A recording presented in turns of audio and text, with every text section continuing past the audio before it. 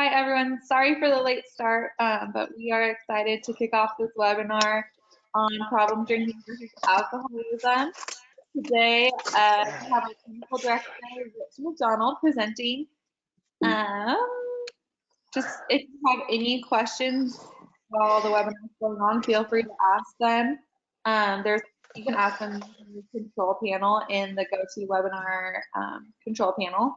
And then there's also handouts in the control panel to download, and you can learn more about our programming. But I will let Rich go ahead and start it off. Awesome. Hi, thanks everybody. Thank you for joining us. As Kayla mentioned, I am the clinical director at Wasatch Crest, and one of the best parts about where we're located right outside of Park City is how beautiful the mountains are and being a little bit more remote for the most part. But it also means that we don't get lots of options for internet. So I apologize for the delay, but I'm glad everybody stuck around to hear the webinar. So, one of the things, I'm a person in long-term recovery, and I'm pretty open about sharing that. And as I was preparing for the webinar, I had a couple different thoughts. One of the things that I initially came into the field thinking about alcoholism and addiction is abstinence is the only route. That once you're an alcoholic, you cannot moderate. People would talk about harm reduction, and it would drive me crazy because I had one lens to see alcoholism through, which was Alcoholics Anonymous or 12-step programs. And as I've been more educated and been around for a while and grown, I have realized that there's definitely a place for programs like Smart Recovery or harm reduction, moderation. There are definitely people who can live a thriving, happy life and make significant changes in the relationship they have with alcohol or drugs. So it's super important on the front end, really, to kind of look at what each individual's situation is and be able to provide first a real accurate diagnosis, and there's a couple different ways I'll talk about that we do that, but getting somebody, like, really understanding where somebody's at.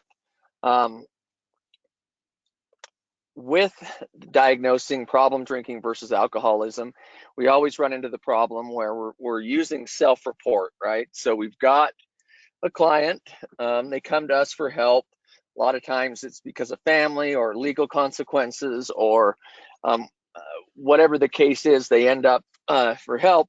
And we know that because it's self-report, we're getting the information to make the diagnosis a lot of times from the client.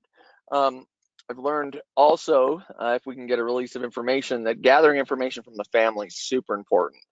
At least, if anything else, it gives us the opportunity to say, oh, you reported this, and this is what I'm getting from another source, and it kind of helps you tease out what's accurate, and if they're minimizing how much they're drinking. But the first thing I like to do is get with the client and try to understand the consequences that have happened in their life as a result of drugs and alcohol. How did they get to where they are today? And really understanding the significance of the consequences. You can get a good idea of somebody who is maybe has a difficult relationship with alcohol and is maybe self-medicating versus full-on, daily drinking, full-blown alcohol dependence, by looking at the negative consequences as a result of drinking or drug use. So that's really where we start, and trying to understand where they're at. Initially, we will do an assessment and really kind of find out where they're at, and just assume that everybody's in treatment. We're getting them stabilized in residential, and then really it takes some time to kind of tease out where they're really at and what's appropriate for them. I'm gonna change it, Kayla. So, treatment approaches for problem drinking.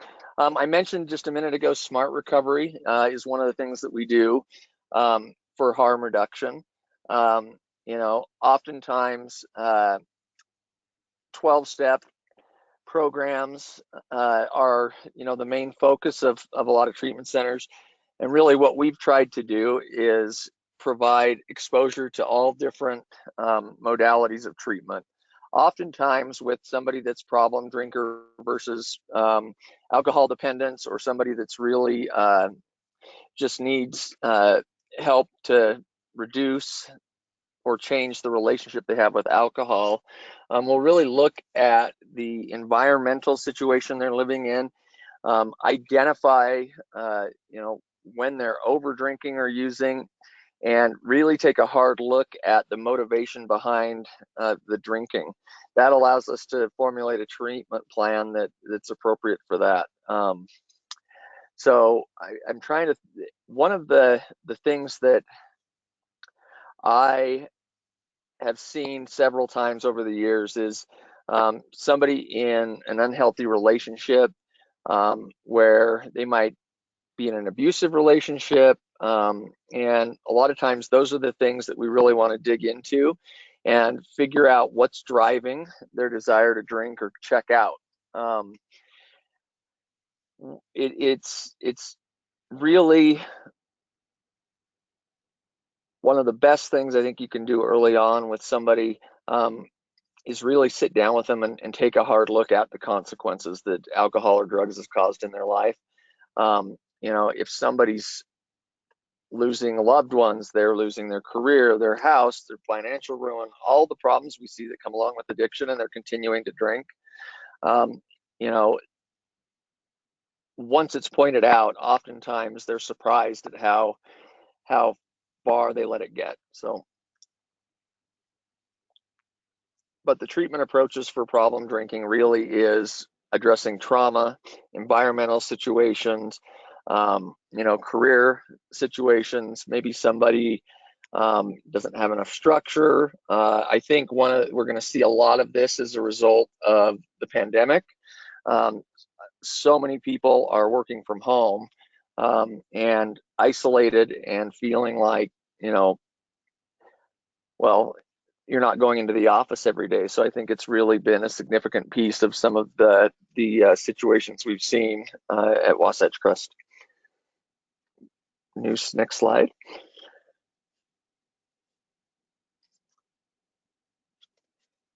The best part about what we do on a daily basis is seeing somebody that's recovered.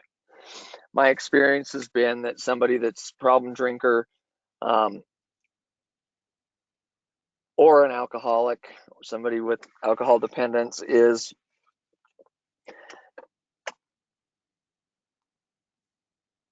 they need to step back and see what it is in their life that gives them passion and meaning, and really help them identify what their values are so we can build a life in recovery. It's always, well, I shouldn't say always, it's one of the things that I think is really important to help clients or patients understand, is that anytime we're putting a substance in our bodies to change the way we feel, especially around depression or anxiety, there's probably something going on there. I guarantee there's something going on there. When it shifts from, drinking socially or at dinner to drinking because they're feeling anxious, or they have an event that they need to get through, really identifying the things in their life that give them passion and meaning, and help them use those and other activities to help them really enjoy their life in recovery. It is so important that we get individuals back to doing the things that they love to do, connected with the family and those relationships with people that add real meaning to their life. And that's a significant piece of it. I think there is no recovery without structure, accountability, and connection. That's a huge piece of what makes life worth living and what brings real meaning to life. So we really try to focus on that and help them find those things. Next slide. Oh, does anybody have any questions? We don't have any questions, so I'll go ahead and preview our next webinar. We are going to be hosting a webinar on April 23rd on incorporating spirituality into addiction treatment. And our clinical team will be presenting. So that's going to be Friday, April 23rd. And that's all we have. Like I said, you can learn more about us by visiting wasatchcresttreatment.com, but you can also download those handouts from your control panel to see some of our programming pieces. And then that's our admissions phone number, which is 747. Thanks, guys. Thank you, Rich. Yep. Thanks, everyone. Bye-bye.